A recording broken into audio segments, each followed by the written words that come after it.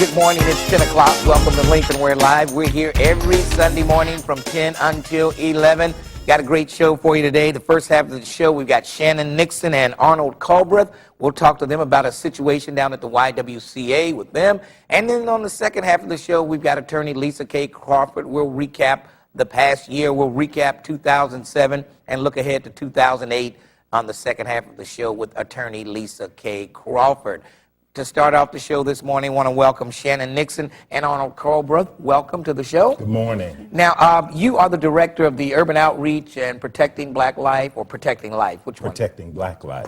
Protecting Black Life. Yes. And Shannon, you worked for the YWCA. What was your position there? I was a case manager. Case manager at the YWCA. Okay. Tell us, who wants to start? What actually happened with you, with your termination? She was fired from the YWCA, and now we'll find out why. Okay. Well, I worked for the YWCA for 5 months, and I was a case manager. One of my responsibilities there was to invite speakers in to address the ladies.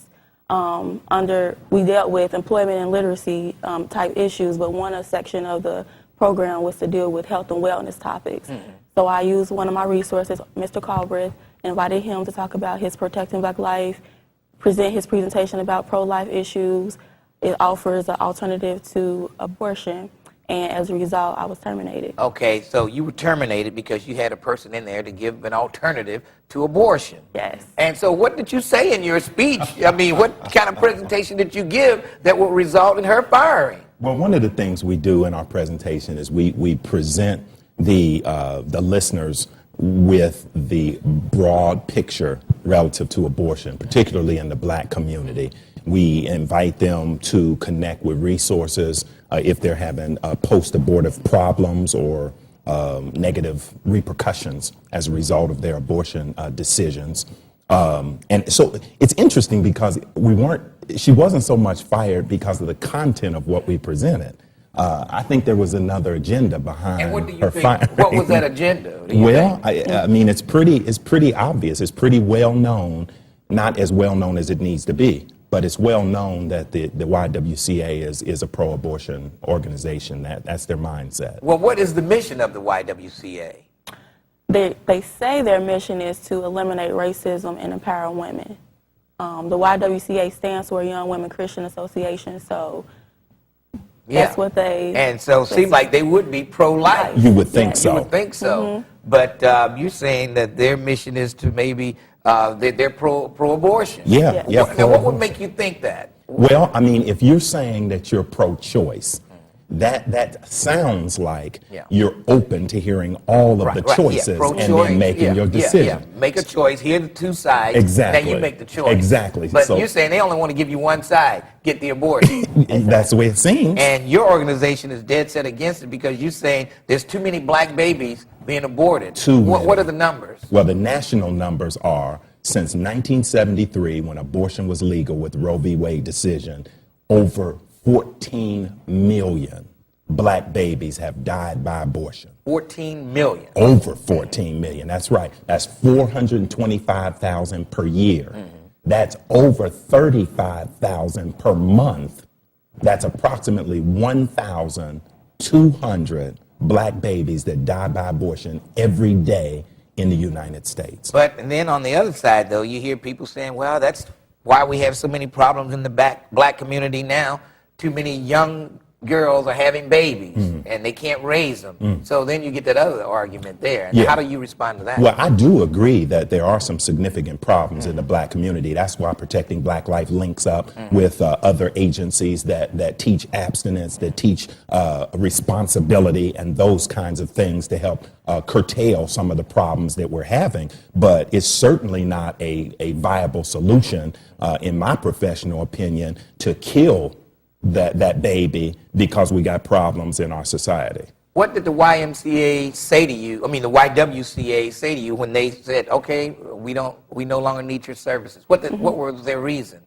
Well, that's exactly what they said. We are deciding to end our relationship with you because it seems like you don't fit into our mission.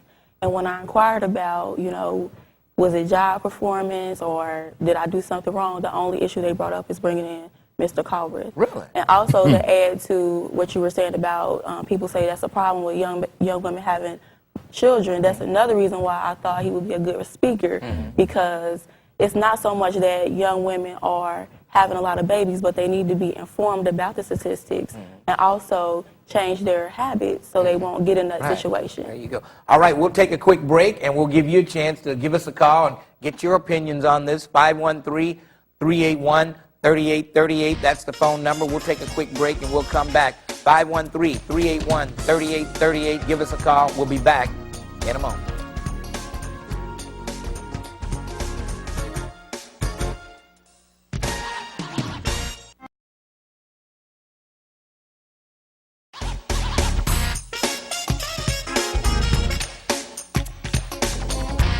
We're back live. Lincoln Ware Live is the program. We're back, and I've got Shannon Nixson, Arnold Culbreath with us, and you be the judge. Was she, did she no longer fit into the mission of the YWCA?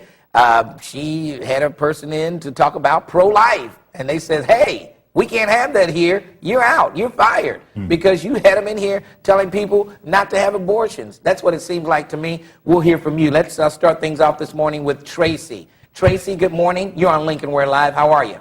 Hi, how are you? Pretty good. Good. I just wanted to say hi to Shannon because I had met her before. She was working directly with my daughter, Whitley. You remember that? Yes. Yes. She remembers. How are you? I'm good. I just wanted to know, what did they want you to do different if you were to express your view, if they thought it was counter to their program?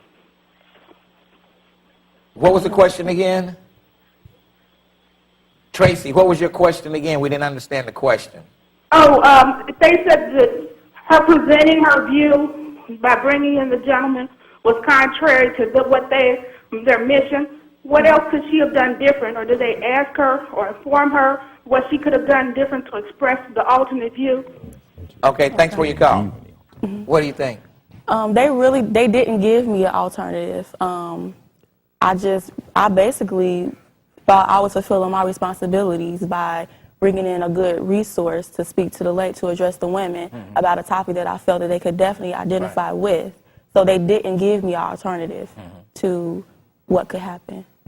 All right, let's go to Bernadette. Bernadette, how are you? Hey, Lincoln, how are you? And hello and good morning to your guest. Good morning. Of course they had a place for her, but they didn't want her to continue to be there because the mentality is like to get you to abort yourself. People don't understand that, what we say and believe about ourselves hurts us. To get you to have an aborted mentality or an aborted mindset begins when you no longer see yourself fit to play a part in this society. And a lot of people get mad, but when you participate in a system like this, I like to call it the Judeo-Hebrew Christian covenant because it says, let them forever have a miscarrying womb. So if they begin to teach you how to miscarry your mind, meaning your mentality is always waiting and hoping for somebody to come and save you, never coming into the knowledge of yourself. Well, a miscarrying mind will eventually make you begin to hate yourself because you don't see yourself progressing. Okay, And because Shannon brought to the table an alternative that, hey, there is hope and we can progress and we can reach society in a different way and we can do something different. You're preaching, Bernadette. Thanks for your call. She goes into preaching every Sunday morning. We've had our services. Can we open the doors of the church for Bernadette and let's pass the plate? Unbelievable. Let's go to Eric. Eric, then Mary. Eric, how you doing? All right, how you doing, Lincoln? Pretty good. And guest, I really appreciate the young woman coming up and making her situation known, and I hope that we will be able to, as a people, expose more of the organizations that say that they are for pro-life or say that they're for the advancement of black people, and because I know, that overall we as a people suffer the most when it comes down to infant mortality and also through abortion. Did you hear those numbers that he gave out on? It's outrageous. Yeah, it is outrageous. It's outrageous. It's morally, just morally shows a deficit in the mindset of black folks, and it also should show that we do have open enemies against our eventual rise as a people through our children, which is our future. Right. So I would hope that your guests would continue to expose other organizations that have always, since we became slaves over here, that regulated our life, our newborn's life, and our future, or tried to regulate our future through the killing of our babies. Now, thanks for your call, Eric. Now, next week, I will call the YWCA and give them an opportunity to come on here and refute what you're saying, but I doubt whether they will. I hope but they we take will. you up. I doubt whether they will. I've called You know, them 6 yeah, times yeah. and not gotten any response and written a letter. Okay. Well, I doubt whether they'll come on, but I'll give them the opportunity anyway. We will extend that opportunity. Good morning, Mary. How are you? Good morning, and how are you? I'm doing great. I'm doing all right, too. You are looking handsome again, and I see you got on brown today. You say I can't tell the colors, but you got on a pretty brown and it look good on you. Okay. I want to say about, I think it's the thing of, I think we all should read the writing on the wall, because... What does the writing on the wall say? It tells us it's genocide. Yes, you it is. know, they don't want the preemies to survive, and they don't want the young women, black women, to produce. And even in Africa, it's genocide. You know, genocide. They with the AIDS and all that. Everywhere where it's dark people, they don't want us to survive. So we have to have sense. Well, Arnold and keep says on that, producing, because we are beautiful people. Thank you, Mary. Arnold says that there's more babies being aborted than people are dying from AIDS. Black Exactly. people are dying from AIDS. Abortion is the leading cause of death in the black community. Higher than AIDS, higher than violent crimes, higher than accidents, higher than cancer, higher than heart disease. You can stack all of those up on top of each other and not come close to the 14 million black babies that have died to abortion. Wow. Now, you know, my theory is, and a lot of people don't agree with what I say here, but I think we should have mandatory birth control from age 12 through 18. Wow. You know, just give them a shot, give them the patch when they turn 12. Then when they're 18, you know, all bets are off. Well, that's interesting you say that, but the interesting thing about birth control, and I know that's not the primary point of this episode, right, but that just kind of opens the door for them to continue practicing sex outside of marriage. Right. I mean, the most safe if they're sex doing it is anyway, abstinence. and then they're aborting the babies, what are you losing? Well, what are you know, it's losing? interesting. Speaking of abortion, you know, in the black community, there seems to be a higher view on aborting your baby rather than placing your baby for adoption when you carry it to term. But if you look at the adoption rates, the black babies are always the last ones being adopted. Well, one of the things that they're noticing in the adoption world, if I can put it that way, is that less and less, or fewer and fewer black families are coming to the table expressing real interest in adopting. Yeah. And then now, even there was a time when you would find white families adopting black babies. Now they're going to China and all these other places to adopt, and the babies here in America are going unadopted. Let's go to Tracy. Tracy, good morning. How are you? Good morning, Mr. Ware.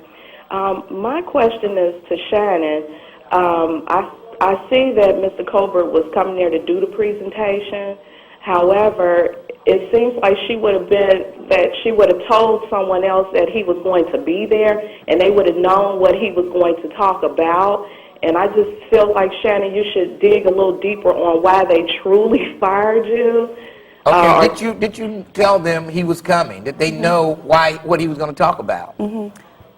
Yes. They were aware that he was coming to present his presentation. Because I think it was a good, topic, because people do need to know the statistics on what's going on, because it is affecting the black community. Right, and Tracy, it wasn't the participants that listened to the presentation that had an issue. It was the management of the YWCA. Shannon and I have both talked to several of the women that were in the presentation, and they were appalled that they let Shannon go. Oh, my God. Well, just keep working on it. Definitely. Because I'm sure it's, our black people, we really do need you. So just keep on your mission and find another place where God is going to use you, because apparently they're not putting the Most High first. Definitely. All right, thanks for Thank your you. call. You're welcome. All right, we'll take a quick break and we'll come right back. The phone number 513-381-3838. We'll take a quick break and we'll return to Lincoln Ware Live. Don't forget the second half of the show, Lisa K. Crawford coming up. Back in a moment.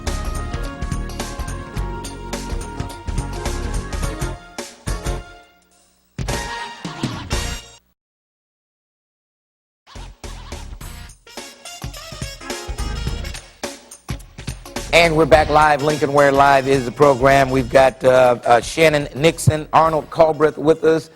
Shannon was fired from the YWCA. She brought Arnold Culbreath in to talk about pro-life.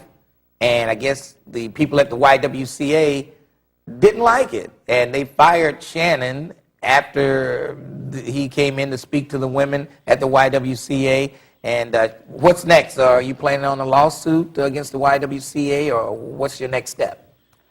I'm keeping my options open as far as exploring the legal action. Yes. I'm not quite sure what that will be as of yet, but definitely want to get the make people aware of what happened, of the injustice that's happening, because you know, it was an injustice to me, but it's also an injustice to the women, because they're losing a different alternative, a different side of a point of view and whatnot. And, you know, I believe that I did the right thing, because 3 women had the chance to choose life after hearing his presentation. So this was all well worth, you know. Now, before you brought Arnold in, now, did you have like yearly reviews on your work and things like that? Did they have and how were those reviews? Before Mr. Culbreath came, I had an unofficial, it wasn't a formal work performance evaluation, and everything was fine. They basically just asked me how I liked the job, and we talked about different things of how we can improve the program or whatnot, but there were no, before he came, there was no work performance evaluations. Okay. No 90-day notice or putting you on probation or anything like that? Well, I was still within my probationary period, because I was in it was 180 days probationary period. Okay. So I was at will, of course, but before that, no. Okay. All right, let's go to Fred. Fred, good morning. You're on Lincoln Ware Live. How are you? Oh, I'm great. Good morning. Good morning. And I guess what you just addressed is what I'd like to know is the show about the fact that she was released, or is the show about what the topic was? Well, the show is both. The topic is apparently why she was released. So it's like both of them. Yeah. You get it? Yes. She brought him in to talk about pro-life, and no sooner than he finished his pro-life presentation, they said she didn't fit into their mission, and they fired her. But before that, they didn't have any problem with her. Well, okay, now first off, she was on probation, so that kind of makes it sticky. And then the second point is, if on probation, then, like a earlier caller said, to clear the type of presentation it would be would have been the best thing to do, because on probation, I'm still trying to find my way into what the organization's mission is. And she said she did clear it. Yes, she did. Yeah. She cleared it. Okay, so that's the job part of it. Okay. Yes. Now, when you get to the abortion part of it, I am sure that they had problems with the terminology and attitudes of Mr. Culbreath. I mean, he's called it death several times. And if I'm a the pro-life people, well, that's what they do. Pro-life people, they call it murder. They call it, that's what, I mean, that's just part of their, that's just part of their thing. But if I'm trying to keep it pro-choice, I really don't want it to be shaded so black and white death, so that now everybody who's hearing the talk is influenced where, we said earlier, we're talking pro-choice here. Influenced to choose life for their babies, which 3 of them did. They had abortions scheduled, chose life, did not go through with the abortions as a result. And that is their choice. That is their choice. Absolutely. And it's also the choice of the YWCA to try not to make it so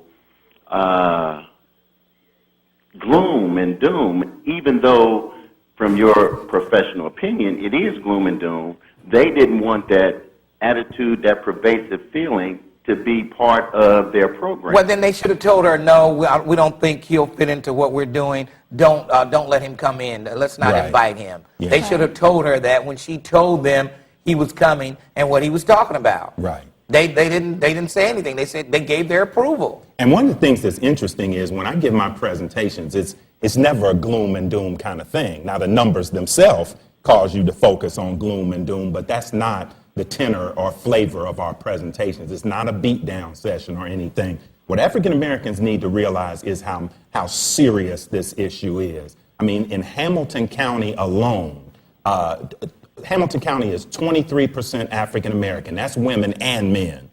But in Hamilton County, African Americans are having 52% of the abortions. And you can run those numbers nationally and at Protecting Black Life we have, and you'll find that those percentages are just as disproportionate. And I am not arguing with the statistics or the abortion. My point is, you know, you've got two avenues going here.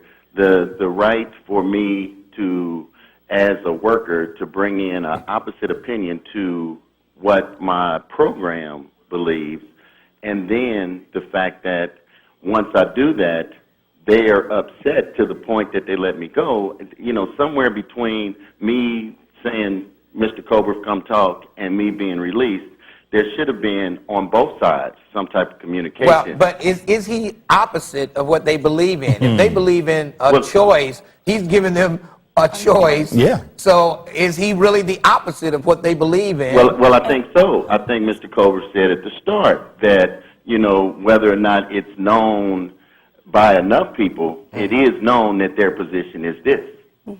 And Yes. also, they say their mission is to empower women and eliminate racism. I believe the best way to empower a people is to educate them about all sides of every issue. If you're not fully educated about every topic, how can you make a sound decision? And I agree. And I guess my point is the avenue to present, in their opinion, it was not their place to present that avenue. Fred, let me see if I can be even more clear.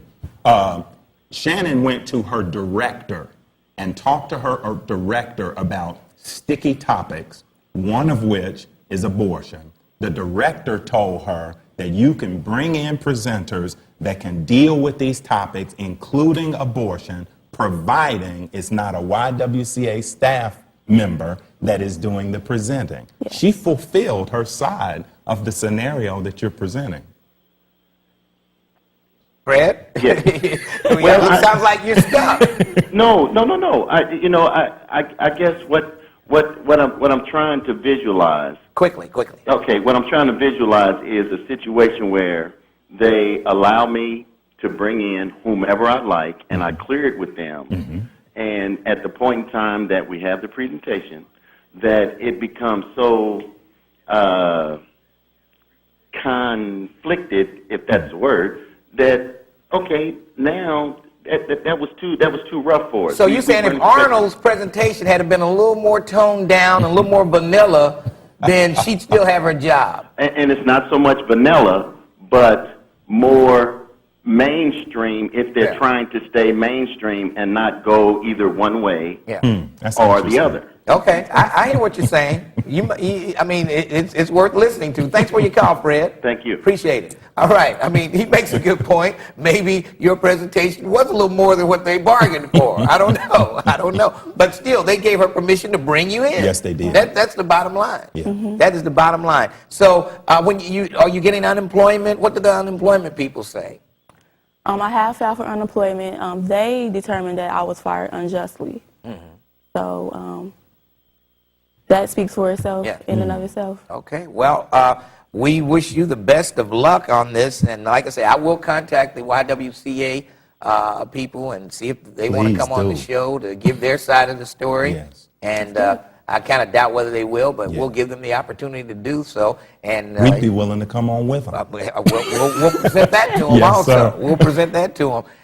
Good luck in whichever, whatever you decide to do with this. But it sounds to me like you might have a case. But the only question is the probationary period. That might be their strong point right there. She Right. didn't pass the probation. Well, what's interesting is, like Fred was the point he was raising. If the presentation they felt was problematic, then why not pull her in Right, and say, hey, let's do something different? let's do- That yeah, wasn't even yeah. discussed that she Right. shared earlier. All right. You gone. Well, thank you for joining me this Thank you morning. for having us. And good luck. Let us know. Keep us informed. Let us know what Will happens do. with that. And we might have to have you back again. Thank you. Okay. All right. Thank you for Thanks. joining me. We'll take a quick break and we'll come back. Attorney Lisa K. Crawford will recap 2007, some of the top stories. While we're in break, I want you to think of some of your top stories of 2007. Call in, give them to us, and we'll evaluate whether they deserve to be ranked. Back in a moment.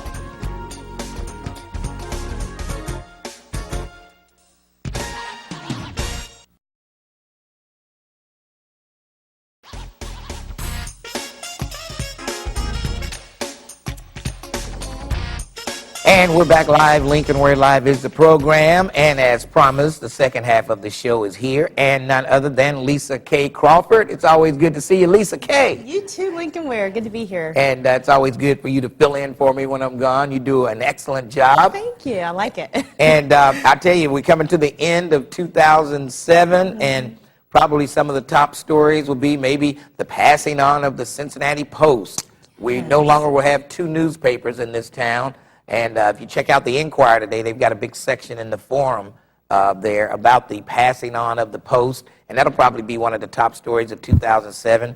One of the other ones, the Slaby case, where she left her baby in the car. Brenda Nessel wrote Slaby. That definitely has to be one of the top stories here for 2007. That was August 07. And remember August 06? August 06 was the Marcus Pfizer. Yeah, so a lot of bad things happened to traumatic. kids in August, Yeah, seems here like. in Hamilton County, it looks And like.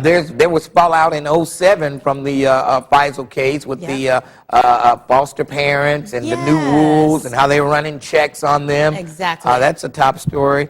I would say probably the banks finally getting the T's crossed and the I's dotted on the Banks project will be a big story. There was a ribbon cutting already on that. It was, no, I don't Well, Was there? Well, it's still up. They're supposed to have the groundbreaking in 2008. Okay. Well, let's hope so. But anyway, that was a big story. Just getting that That's a big story underway. every year. Yeah, yes. And then I guess maybe a new tall building is, the news of the tallest building in Cincinnati that's going to be taller than the Crew Tower. Wow. Pretty big story. I guess you could say the Bengals not having a winning season, a big story. Dusty Baker being hired by the Reds. That's huge. A big story. Yes. So now we've got a black manager for the Reds, a black head coach for the Bengals, Wow. and they're both losing teams. What's up with that? I don't know if I like that or not. But there's a lot of stories. Maybe we missed some. If you want to call in with your top story for 2007, the phone number 513-381-3838. Let's go to the telephones. Let's go to Mike. Mike, how are you? All right, how you doing? Pretty good. What's your question? What's your story? About 2007. Say what? About 2007. I can't. You're breaking up. Can you hear me now? You're coming in and out. Try it one more time. Hello. Okay, we'll just move on. Let's go to Ward. Ward, how are you? Good morning to you and your guests. Good morning. Okay, Lincoln, I agree with you too. She does do a good job for you when she's not there. Oh, yeah, I can relax. When I know Lisa K. Crawford is here, I just don't have any worries at all. I know she'll handle the show and do a great job. And no pun intended, but she also a little better looking too. Oh, that's nice. Well, to you, I hope she's better looking, Now, maybe Miss Mary won't agree with Miss Mary will not agree Oh, with well, me. yeah, I hear you. It'll be about a tie, I guess. I know. Miss Mary But loves what I looking. call for, one of my stories, and y'all didn't mention it, and I'm not going to put Miss Crawford in this mix, but me as an African-American male, the attacks on the attorneys, in Cincinnati. That's Oh, kind yeah. of a story in itself. Yeah, you had Ken Lawson, Right. The black Clyde attorney. Bennett, and yeah, you're right. Two of the top defense lawyers in town. That hurts. They're no longer around. Right, and it's sad because, I mean, you need representation here, and the representation that we have is just being undone. Yes. So, And while you're talking about that, I have a question for you. In the paper yesterday, Lisa, they had quoted Clyde Bennett saying they wanted me to snitch, and I wouldn't snitch. Now, how can they ask you to say, if these guys were your clients, how can they ask you to snitch on them? What about the client-lawyer privilege? That's the problem that I have with the whole situation against Clyde Bennett, because they're talking about illegal, money structuring, how you make your bank deposits. But I believe on those forms you have to disclose the source of where you got those funds. That is the problem, and that's probably what the attorney did not want to do, because that does get into confidentiality issues. And why does the federal government need to know? That's what I question. What is the purpose? If he's paying taxes on the money he's depositing, so be it. So I just don't understand why Clyde Bennett is facing 2 years, except that this judge didn't like that he didn't, quote unquote, cooperate. Yes. well, again, I just want to say, she does do an excellent job, and I hope she can give her number out on the air, because with my two brothers gone, I guess she was my next choice. Oh, boy. That's where I get some assistance in the future. Ward, thanks for your call. Okay, y'all have a great day. All right, let's go to Melvin. Melvin, how are you? Hey, how you doing, Lincoln? Pretty good. What's up? I got a top story, man. Steve Martin gave my baby 2 years for robbing the banks. I know my baby made a mistake or whatnot doing that, Now it was a lapse of judgment, but 20 years, come on, he got to do that day for day. You got guys out here and shot folks and kill folks for lesser time than that. Okay, now hold on. Your son was one of the two college students that robbed the bank for tuition. Yeah. And they got 20 years, and you're saying that people who murder don't get that much time in some cases. Right. You got a good point. But they were. Folks here in Cincinnati that shot an executioner down only did 8 years. Come on. Yeah.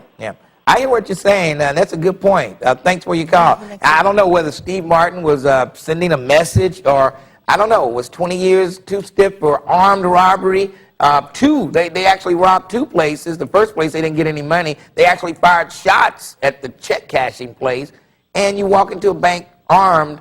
I don't know.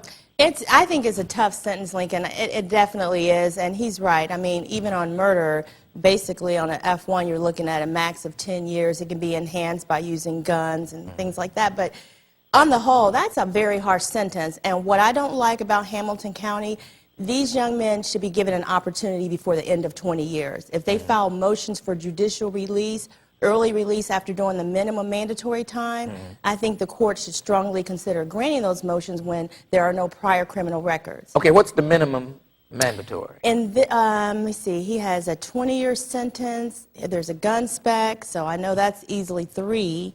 Probably at least 3 years. At least 3. At least 3. All right. Let's go to Aaron. Aaron, good morning. Aaron. Hello. Yes. This is Alan. Okay. How you doing? I want to know this one. That same judge he talked about, Martin, I did 157 days for no reason at all. You know why? Because Martin said because I did not have proof where I was at, but yet the prosecution knew I was in a hospital on the 8th floor site floor, but yet they still tried to convict me. They tried. Martin do not have common sense. What was your crime? What was your crime? I was supposed to have bought a car with counterfeit money. I asked them to let me, but guess what? Prosecution had proof that I was in the site floor on the 8th floor security. And yet I was almost convicted because one of my attorneys took and said, well, plead guilty and they'll drop it to a misdemeanor. Yeah. I did 157 days for no reason. All right, thanks for your call. That's tough. You hear that a lot where these prosecutors want to make a deal instead of fighting in court. It sounds like he had an alibi. He said he wasn't there at the time and place of the alleged crime. He was in a hospital or a psych ward, so I don't know what went wrong there, but maybe his lawyer felt that it wouldn't add up if it was tried. Now, Brenda Slavey, people look at that and say, she didn't get any time at all. I know. And that was probably the biggest story. I guess they terminated her, their job. They made an agreement, and she's going to get paid from there, I guess. They paid her out her contract, I guess. But everybody, most of the people I talked to thought she should have done some type of jail time for that crime committed, but that will probably be ranked in the top 3 stories of the year here probably, in this area. And maybe even on a regional or a national basis, because it got those kind of headlines. And Lincoln, it doesn't seem right. She actually discovered a legal loophole. If you forget that your baby's in the car and the baby dies, you're safe. That's I mean, the legal. that's the message So that it sends. right. So now, anytime that happens, people are going to say, "I forgot." Exactly. And I mean, they're going to use that as a case. I mean, if you had a client, if you had a client that comes to you and said, "Well, I left my baby in the car," even if they did it on purpose and they want to get out of it, they tell you they forgot. You're going to represent them. You're going to bring this case up to the judge. Exactly, because this case sets precedent. And you know how Hamilton County is. They change the rules when they get ready. Well, Even in this case, it's Claremont County, Yeah. but Hamilton County, our prosecutor kind of went along with that, Yeah. you know, the decision that was made by the Claremont County prosecuting attorney. All right. I don't agree with it. Let's It take a doesn't quick- sit well with me. Let's take a quick break. Lincoln Ware, Lisa K. Crawford. We're sort of like Regis and Kelly I like that. of It's 38. How about that? We'll take a break. We'll come right back to Lincoln Ware Live. Back in a moment.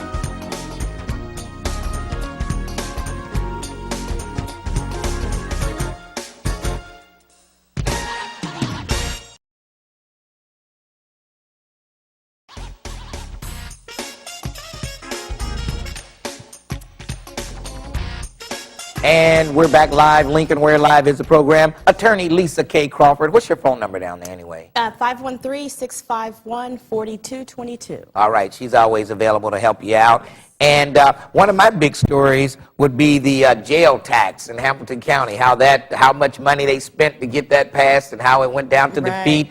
Also, them collecting all the signatures to get it on the ballot after the commissioners were going to just go ahead and put it in there anyway. Wasn't that cool? Yeah. I really like that. I think that's one of the top stories of the year also. You know why? Because it showed the people had a mind to work and get things done on behalf of the people, you know, the citizens, and that's what really counts. And I remember Todd Portune was on your show and I interviewed him about that, and I think he was very confident that it would not be put back on the ballot. But we see differently. I tell you, yeah. And the smoking ban, that started in 2007. That's awful. The smoking Lincoln. ban, so. I have a problem with that. You know, a lot of my husband is a musician, and a lot of his friends who were making a good living here in Cincinnati, they're all running across the river and other places because nobody's coming out like they used to because you can't smoke. Now, I heard you say you're happy about it. Yeah, you know, I go home, my clothes don't smell like smoke. You know, you go to a bar and you come out and you just, you know, you reek of smoke. But you were still hanging out, weren't But you? where else are you gonna go? Everywhere you go, they were smoking. So it's either that or just stay home. Right. So, but now you can go out and just enjoy yourself, and you don't have to smell like smoke when you come home. But a cigar bar, Lincoln, you can't smoke at a cigar bar. Well, I don't even hang out there at those places. You know, give me a right. break. All right, let's go to Percy. Percy, Hello. how you doing? I'm great. You? Pretty good. What's up? Yes. One thing I wanted to talk about was the, I don't know if it's like a huge story, but one of the things that they had were the sheriffs being disbanded from service downtown and over the Rhine. Well, I mean, I guess it's like a bad thing in the sense that they were trying to revive, you know, Vine Street and Ray Street and Main Street, you know. And now they're gone. And, well, I mean, even since then, maybe even before then, there have been like 2 or 3 shootings. Vine Street, over the Rhine. We've had a robbery with minors. We've had Well, even employee of the radio station was robbed at gunpoint down there. Right. You know, it's pretty rough. It's pretty rough, and they haven't officially pulled out yet of over there. They pull out, I guess, Monday is their last day. Actually, I talked to the sheriffs down here. It's here at one of the elderly centers down here, and they've already moved out. Have they? Okay. So now you can, I guess, I don't know whether it's because of the holiday season where we're getting all these shootings and everything down there, or is it because they have moved out? What do you think? I mean, it's, it's kind of a bit of both. Because you see people, during the holiday season, they're getting new things and new TVs and all this good stuff, and then, somebody who's less fortunate than them think that they can take what they want without repercussions. So, you get that, and then when they see that nobody's around to make sure that you aren't around doing what you aren't supposed to be doing, then that gives them even more of a reason in their minds to go out and do it. All right. Hey, Percy, thanks for your call. Yeah, thank you. Appreciate Happy holidays. Same to you. Thanks for your call. What about the firing of the police officers that were goofing off on the job there? In some people's mind, these guys... What were they doing again? They were supposed to walk the beat over in Hyde Park. They were put there as a punishment anyway, and they just stayed in the police substation playing video games, watching TV, and eating. Well, that's what kids do when when they they're did that punishment. they did that for like a couple of months. But the strange thing about this case, it wasn't citizens calling in; it was other police officers who dropped a dime on them. So that's a big deal there. So blue is no longer backing That's right. blue When you got when it police comes to officers Nintendo. complaining, there's a problem. Yeah, exactly. When they're complaining about each other, there's a problem. They should be disciplined. I mean, they have a very serious job, and it should never look like they're goofing off. But you had one guy fired; he'll probably get his job back. The other ones demoting; they were demoted. They probably won't stick. We got a strong FOP contract in here, and they'll all probably be back at work within a few months. Let's go to Denise, then Lil, Cheryl, and others. Denise. Hi, how you doing? Pretty good. How you doing? Good. God bless you too. Listen, I want to know. You guys were talking about Clyde Bennett and the other lawyer. Yeah, we're talking about the top stories of 2007, and I guess you could rank that as a top story. We lost two high-profile defense attorneys, both black, in the city in 2007. Yes. Yes, and unfortunately, that they are black as far as being the lawyers and having to go through this ordeal, what they had to go through. But sometimes, I'm gonna say this. The old saying is sometimes when you do things in the dark, it's gonna come to light. And again, like I said, unfortunately, the reason why I'm saying this is because Clyde Bennett was a lawyer of a young man that I know, Jamin Mitchell, back in, I believe it was 2005. And he did not do his job for this young man. And this young man was accused of beating old people and robbing them.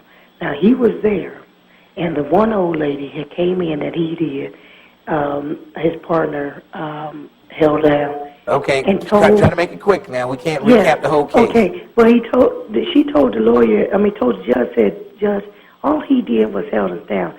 60 years is too long. Boy. They gave him 60 years. It is, boy, that's a lot of time for, but why was he even holding a lady down so she could be beat up? Well, why even put yourself in that situation? And that's true, and I understand that. I don't condone that. Yes. But, his friend was the I'm going to say the person who did it all, and he had a gun to him. He said, look, man, this is what you got to do. Yeah. Okay. But under the circumstances, nevertheless, 60 years is too long. All That's right. crazy. I hear you. But Thanks. anyway, you guys, God bless. Continue doing what you do. All right, Denise, thanks for your call. Yeah. I'm thinking, lawyers can only do so much. We are the attorneys. We don't actually make the decisions. We can make appeals and things like that when we feel that the judge has been unfair.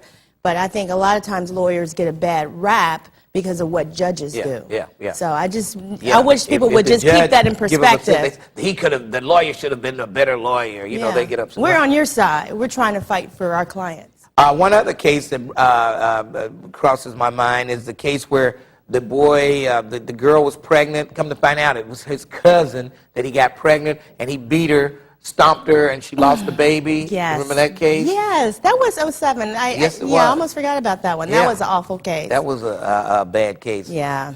All right, let's see. Let's go to Walter real quick. Walter. Real quick, excuse me. Yeah, hey Lincoln, you look good on TV, man. Well, thank you, Walter. Got a nice suit on and everything, all groomed up there. Listen to you on the radio all the time. Yes. I just want to say, whether you're black or you're white, if you're an attorney, you're either a good attorney or a crooked person. It has nothing to do with black or white. You know what I mean? Okay, Walter. Thanks for your call. We appreciate that in 2007. Lisa K. Crawford, thank you for joining me this morning. Thank you, Lincoln. Glad to be here. And I would say when it all shakes out, the Slaby case will be the top story in Hamilton County, in this area, for 2007. And What's people, your pick? I would say people need to keep watching the sexual predator laws and statutes, making registration requirements tough for people who get convicted of sex offenses every 90 days, in some cases for the rest of your life, and that includes juveniles in some cases. So that's going to be tough on people. All right. Let's take a break, and we'll come back with the talk of the town to wrap things up for the final show of 2007 right here on Lincoln Ware Live. We'll take a quick break, and we'll return in just a moment right here on It's 38. Back in a moment.